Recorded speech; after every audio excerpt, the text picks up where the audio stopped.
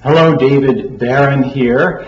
I wanted to make this video to address some questions that I keep getting asked, and I'm sure I'm just going to be getting asked this question, which is about self-hypnosis.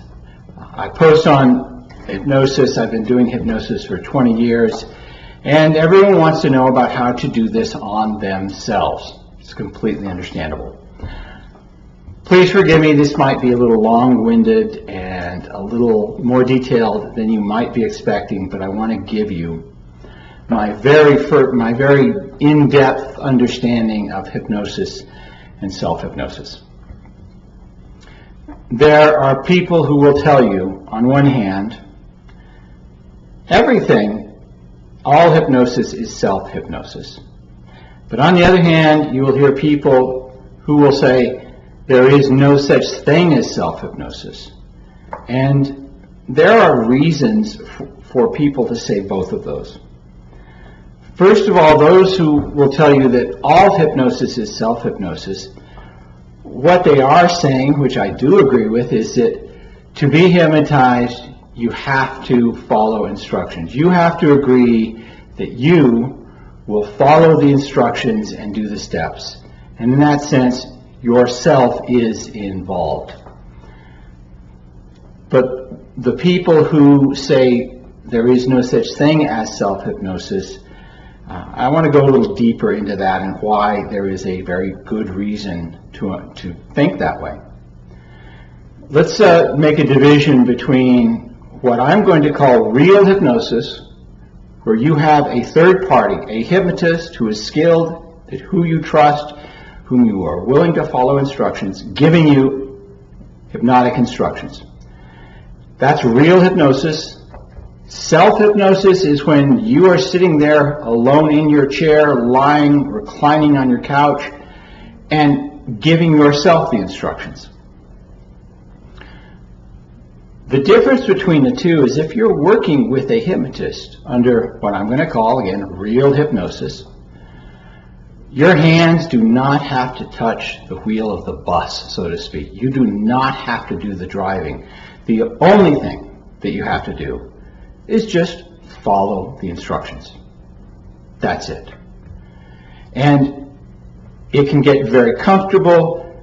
The trust is there, and the hypnotist can do some really amazing things. A hypnotist can, if you reach a point in the hypnosis, create amazing hypnotic phenomena and have you open your eyes and have no memory of who you are, where you're at, how you got there, or what the heck you're doing. Imagine that. Now, imagine having to give yourself those instructions and waking up and having the same experience.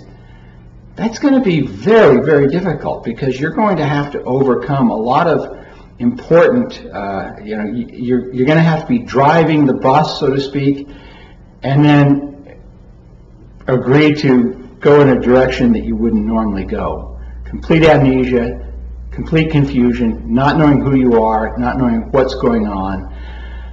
It's really hard. So when someone says all hypnosis is self-hypnosis, I want you to just ask them this question.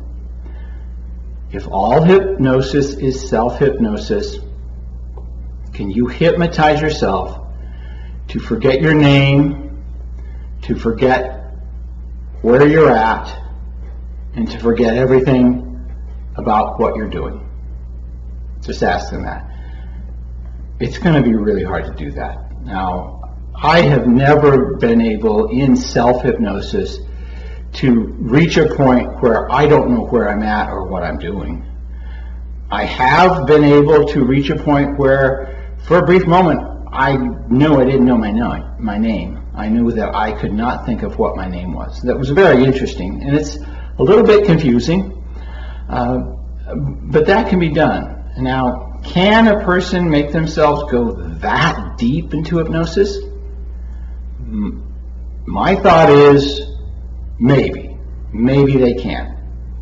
So that's the challenge between all hypnosis is self-hypnosis and working with a real hypnotist.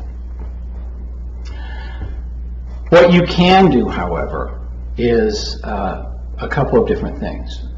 First of all, if you really practice creating a trance-like state of narrowing your focus, you can develop some really good skill at it.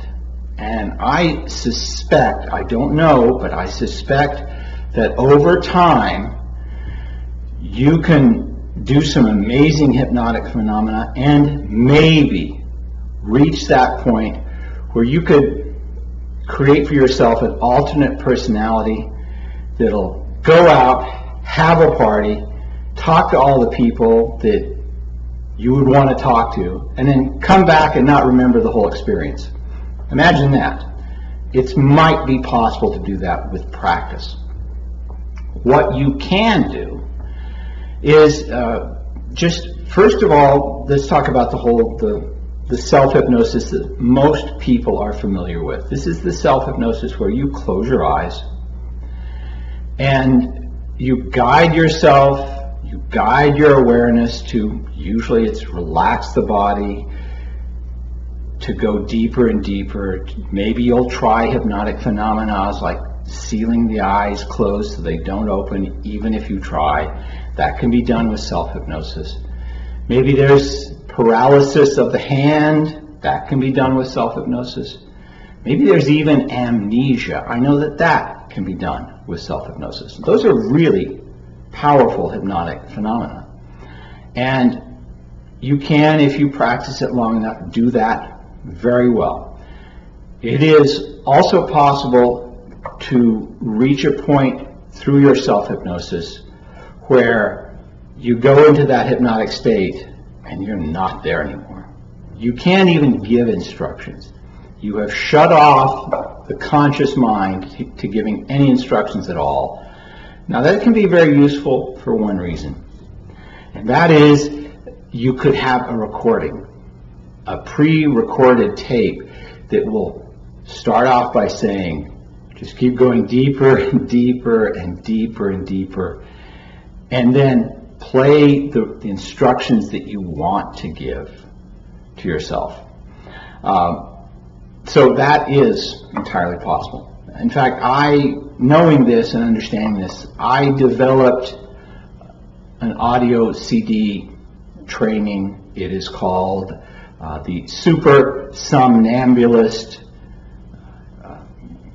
audio workshop, I think it's called.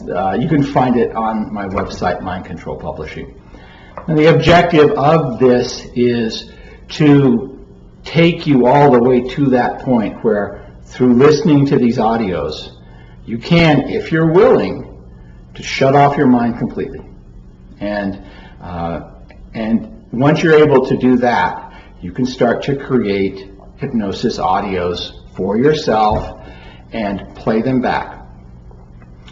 So that we'll call auto-hypnosis, not self-hypnosis, where you listen to audio recordings. Some simple instructions, suggestions, recommendations on making audio recordings is, as you understand hypnosis, start off with the initial process. Start off with the induction, where you close your eyes, you guide them through this process. For many people, it's just a relaxation process. For me, it would be immediately creating a hypnotic phenomena like eye catalepsy, where the eyes are locked together, and then saying sleep, go deeper, deeper, deeper, and there is a whole process that you can go through. That's how you would start the first recording, or 2 recordings, or 3 recordings. With each recording, add a skill level. One skill level that you can add to that is that you will always start off at the deepest level of hypnosis at the beginning of the recording. So that's going to be very useful for you. What's going to happen is you're going to know that the recording will start, and you'll leave maybe 20 seconds, 30 seconds, but you'll know how to get into that initial hypnotic state without the necessary induction.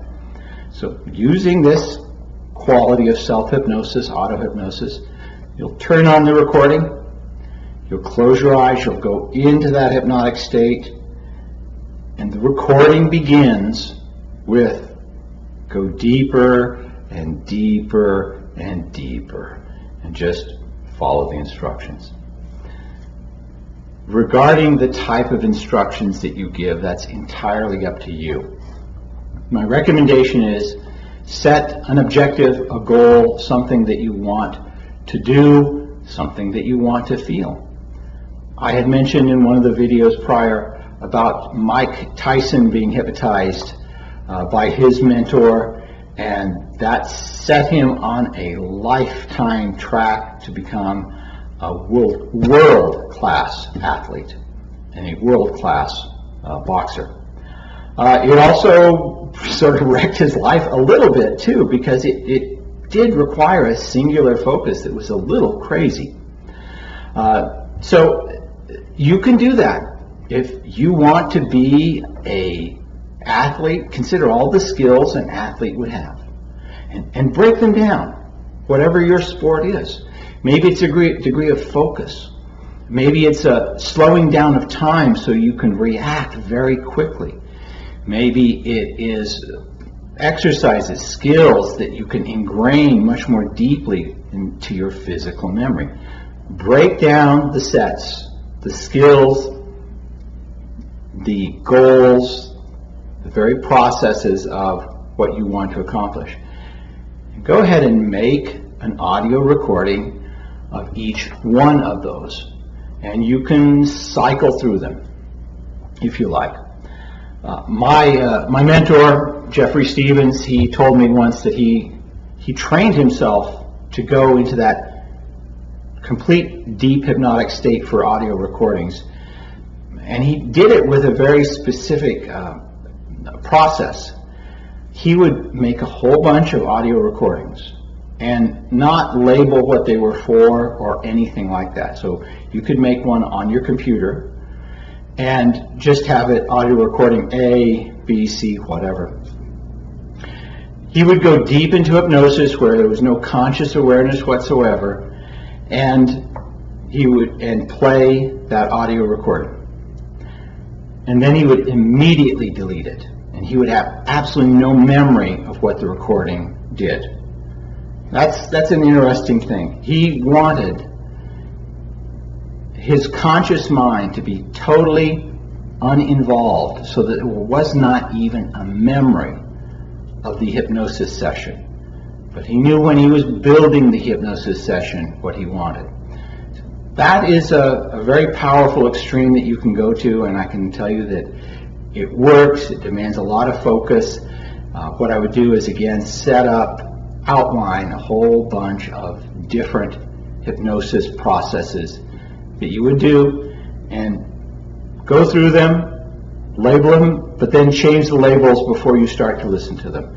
Once you listen to it, open your eyes and delete it. If you want to do that, it's a good exercise. So I really do hope this addresses your concerns about self-hypnosis.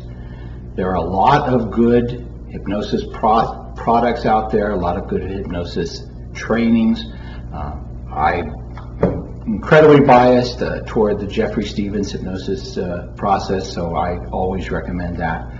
But if you have any further questions about it, let me know, and I sincerely hope this answers the questions that you might have about self-hypnosis. So if you like this video, do what they always say: like, subscribe, share, all that sort of stuff. And if you have further questions, I have begun to try to read the comments. Post your comments, or you can contact me personally.